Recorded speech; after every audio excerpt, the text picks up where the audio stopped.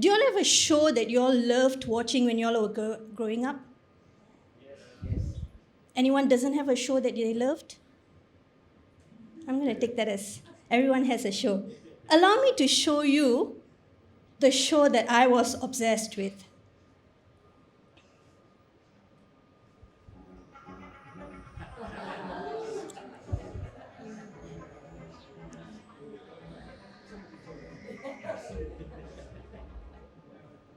I heard giggles, I see smiles, and I've learned to ask this question. Who doesn't know this show? Oh, Michael, you got to be joking. For those of you who do not know or you're not familiar with this, you can Google it after this. This is Kit. I was obsessed with this. And when I tell my friends, they'll tell me, oh, you love Knight Rider because of David Hasselhoff? I'll be like, David who? I don't know David when I was growing up. I was a little girl of 3 or 4. I was obsessed with Kit. Any idea why? It was cool. Kit can fly. Kit can go on water. Kit can fire shots. Kit can drive on its own. It talks to its owner or the driver or whoever who happens to drive with it. That I didn't know. I was obsessed with Kit. And then comes the Transformers, Care Bears, and all of that. But this was my number one show. So when the show airs on TV, I'll be with my Milo and cookies, waiting to watch this.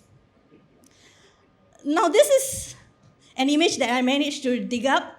This was my parents' car back in the day. It's an old photo. This is my mom's car, and this is my dad's car. So I spent a lot of time on this Mini because my mom was a teacher. She spent the most time at home. And I spent a lot of time with Mini because mom is the one who takes me out and jalan-jalan and all of that. So as a child, I used to go to Mini. Guess what I did? I used to go to Mini. I'll tell Mini, va polam, va park polam. So for those of you who are not familiar with Tamil, it means, Mini, come, let's go. Let's go to the park. I spoke to the boot. I spoke to the tires. I spoke to the steering wheel. I spoke to every inch of that Mini. Guess what? Mini never budged. It didn't move an inch until my grandfather, my tata, took pity of me, sat me down and told me, Ma, the car will not move unless Amma drives it, which is my mom. I said, why? Kid drives on its own. And when Kid's owner tells it to come, from nowhere it comes. But I'm talking to Mini and it's not moving.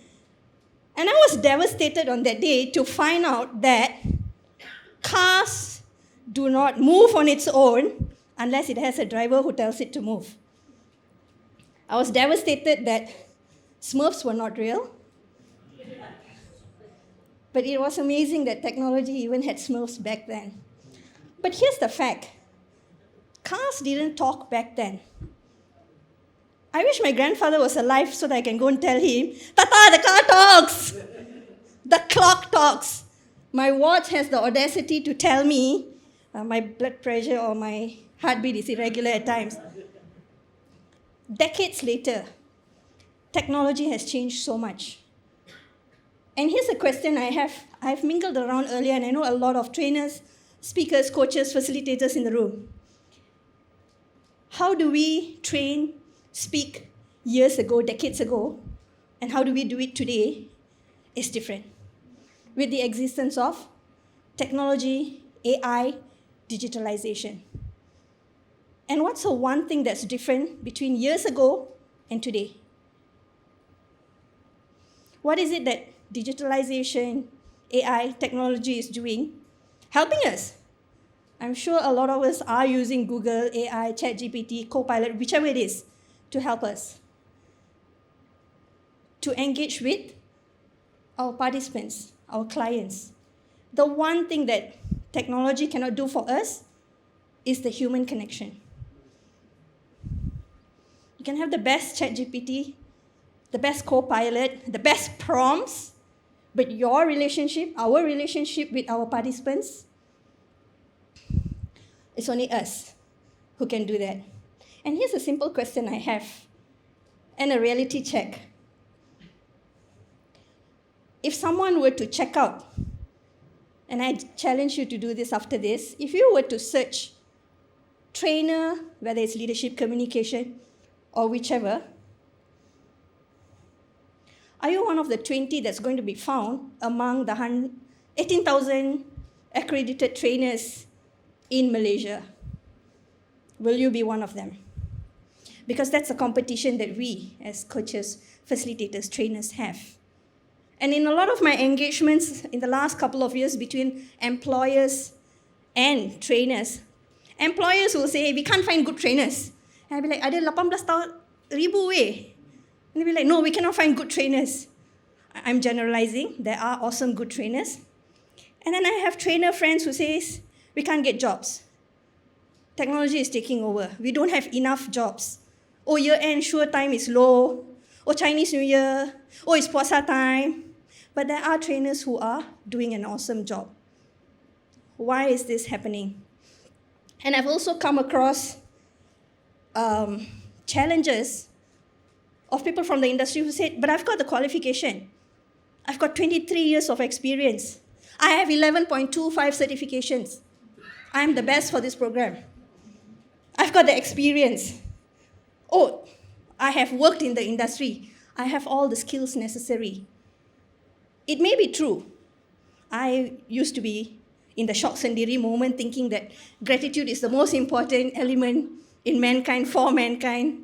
Mankind has to have it. But reality check is organizations will go, so? Don't know how to say thank you. That's a reality check that hit me. And I realized that I needed to do things differently. It's not about my experience. It's not about my qualifications. It's not about my skills. It boils down to one thing. What do clients want? What do organizations look for? And the most important element, it's the learners in the room. And if we look at ATD, if you're familiar with ATD, Association of Talent Development, they are now very much focused into learner-centered learning. It's about what they need to experience. It's no longer about, I have this awesome leadership framework that no other leadership trainer is doing.